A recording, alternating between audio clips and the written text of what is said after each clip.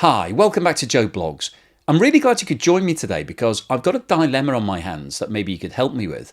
I'm trying to come up with something for my mum's birthday, and it's always really difficult. I want something that's unique, different, memorable, something that she won't get from anybody else, but it's always really difficult to come up with that certain something every single year, isn't it? What? A robotic flame-throwing dog?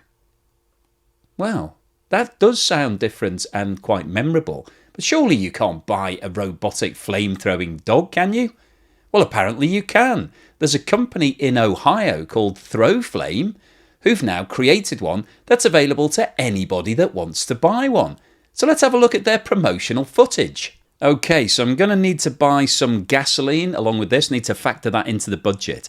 So here we have, this is the robotic dog, and well, it just looks like a normal dog, doesn't it? This just looks like my mum's dog already. Maybe if I shaved it and took all of its skin off and actually operated its limbs using some sort of remote control device. But so far, this looks pretty boring.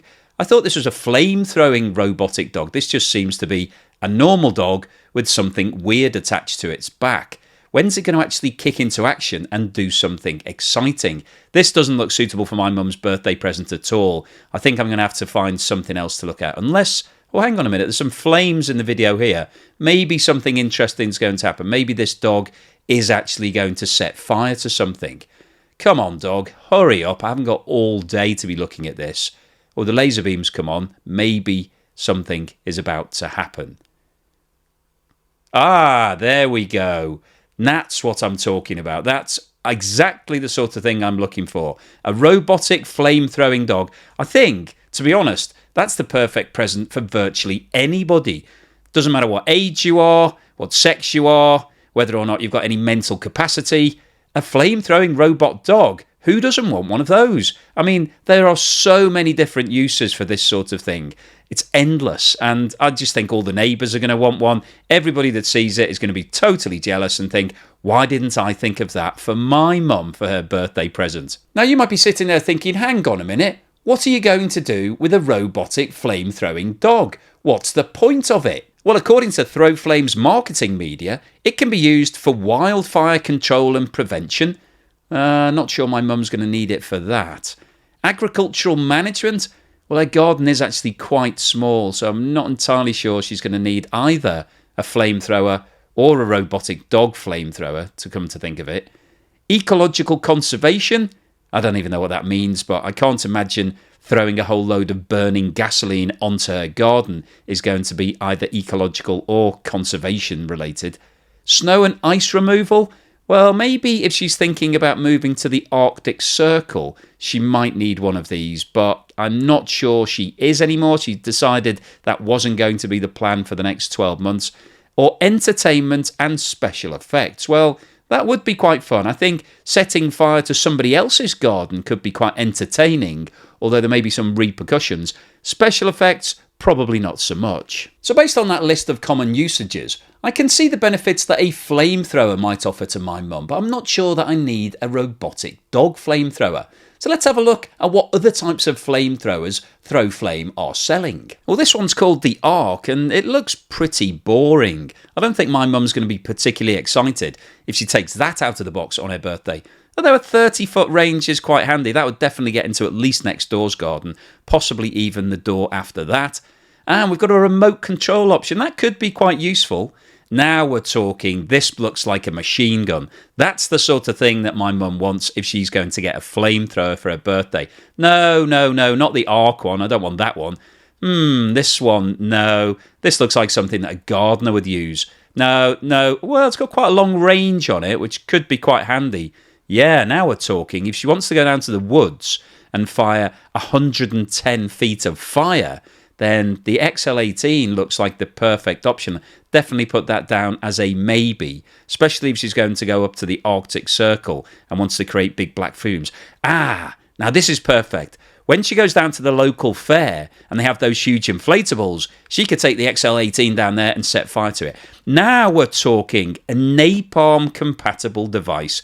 That's what my mum's looking for. She's always saying to me, I don't know what to do with all the napalm that we've got. I could use it on the XL18. And if the neighbours park across her driveway as they have done in the past, she'd be able to teach them not to do that again. Now the XL15, what's this? Oh, perfect. When she wants to get rid of that old sofa, she can take it down the park and set fire to it. Or you can just stand from some distance and set fire to a street sign while somebody stands and watches you on the beach. Or if it's bonfire night and you're wanting to keep everything safe, make sure there's no danger for any of the kids, take your X15 down to the park, maybe with a bit of napalm included, and you can set fire to a few old pallets, and everybody will be comfortable that it's a very safe display that you're watching. Wow, I never knew there was so much choice when it came to buying a flamethrower. It's really difficult to decide which one is the best one for my mum.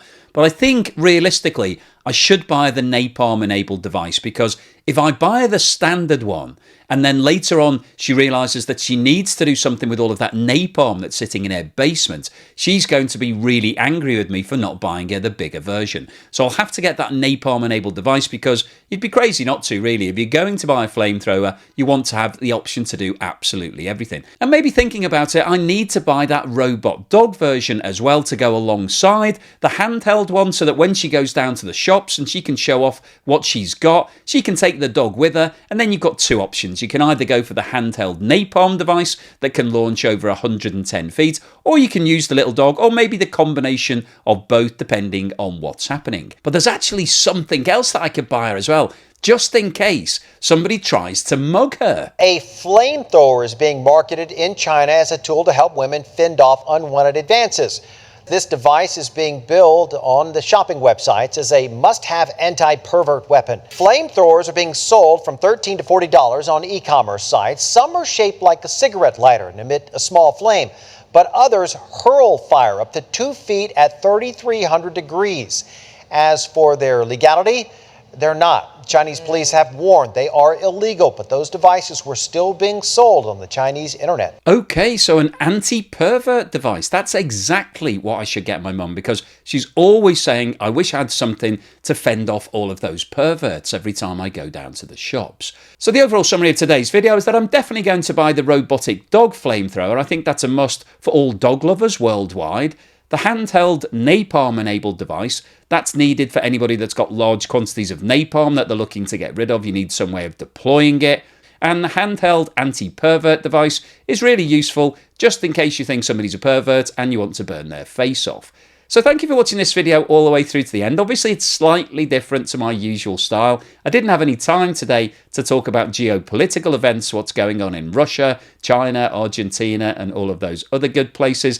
But hopefully you found it a little bit of fun. It put a smile on your face. If you did like it, then please drop me a comment below and say, please post more videos like this. If you didn't like it, then don't bother doing that, because I'm not interested in hearing it. But thank you for watching this video all the way through to the end. And if this didn't put a smile on your face, then hopefully this will.